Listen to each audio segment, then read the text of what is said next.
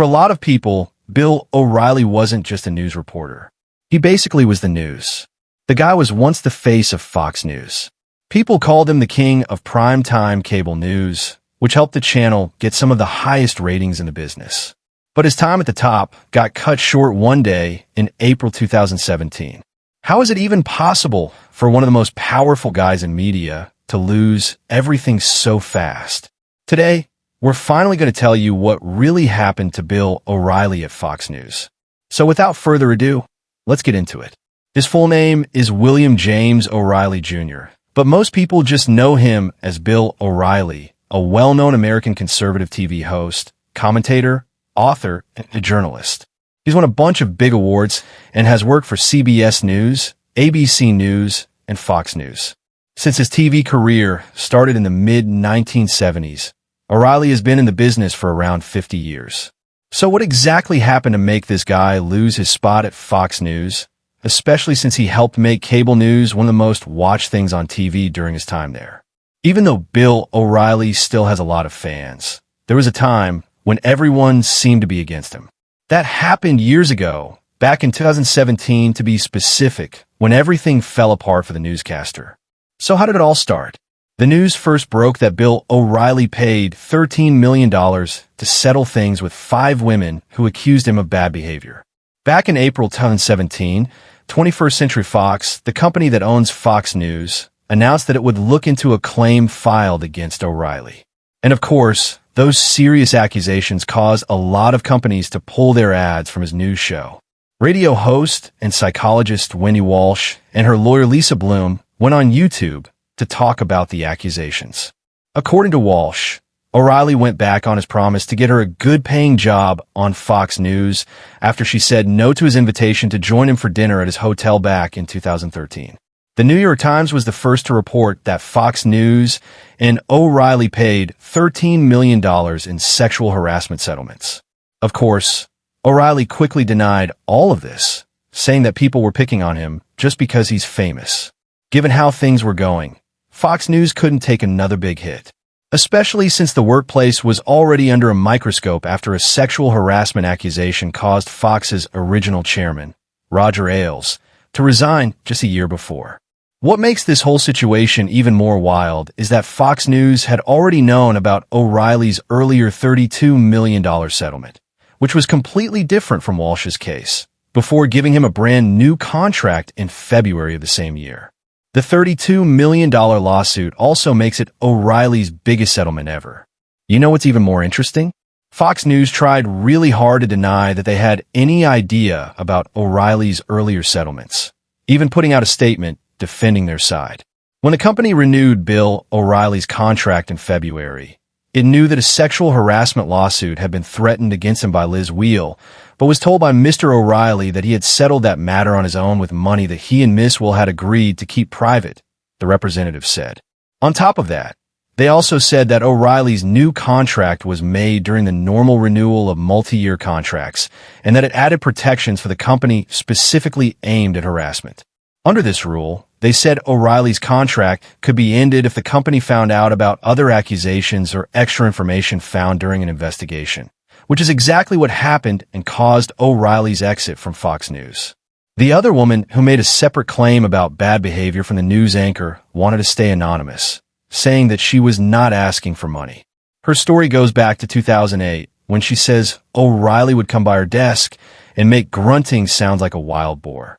The unnamed woman was an African-American employee, and O'Reilly called her hot chocolate.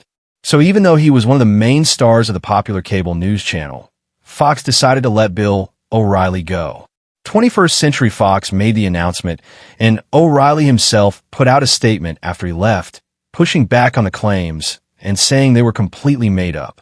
Over the past 20 years at Fox News, I have been extremely proud to launch and lead one of the most successful news programs in history, which has consistently informed and entertained millions of Americans and significantly contributed to building Fox into the dominant news network in television. He said it is tremendously disheartening that we part ways due to completely unfounded claims, but that is the unfortunate reality many of us in the public I must live with today. But can you blame Fox News for what they did? The company is just looking out for itself first and foremost. And since O'Reilly's accusations alone caused 50 advertisers like Hyundai, Mitsubishi, Allstate, and Sony, to name a few, to stop working with them, it made total sense for Fox to move fast and cut their losses.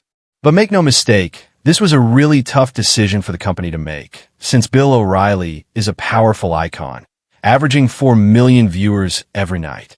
What helped build his platform was his takes on political correctness and attacks on liberals, which got the attention of big advertisers. His O'Reilly Factor was once the top-rated show on the channel, pulling in $147 million in ad money alone in 2016. He had been working with Fox since 1996 with an estimated $18 million a year in pay. Still, even the most popular news veteran has no chance if the accusations keep piling up, which forced Fox to act. Even though everything was laid out and the accusations were strong against him, Mark E. Kasowitz, a lawyer for O'Reilly, insisted that his client is the target of a planned attack led by liberal pressure groups. According to him, the law firm found evidence that the smear campaign is being run by far-left organizations that want to destroy O'Reilly for political and financial reasons. On a more personal note, O'Reilly said the only reason he paid those settlements was to protect his children and put an end to the controversies. Even though Bill O'Reilly keeps denying these accusations, could there be some truth to them? After all, where there's smoke, there's fire. Let's take a look at the others who filed a sexual harassment lawsuit against him. Besides the women already mentioned, a producer named Andrea MRIs also filed a sexual harassment lawsuit against O'Reilly, worth $9 million. This is a separate settlement from Juliette Huddy, an on-air personality, whose lawyers said O'Reilly tried to pursue a sexual relationship with her back in 2011. She received a settlement worth $1.6 million from the company, making sure that she would stay quiet and that no legal action would come out of it. Huddy may not have spoken out directly, but the Times revealed that O'Reilly had 3 other settlements, with one of them saying that the news anchor verbally abused her and 2 others filing sexual harassment accusations. The story behind the verbal abuse accusation came from 2002 and involved a young producer named Rachel Whitley Bernstein. According to her, the news anchor allegedly stormed into the newsroom and started screaming at her.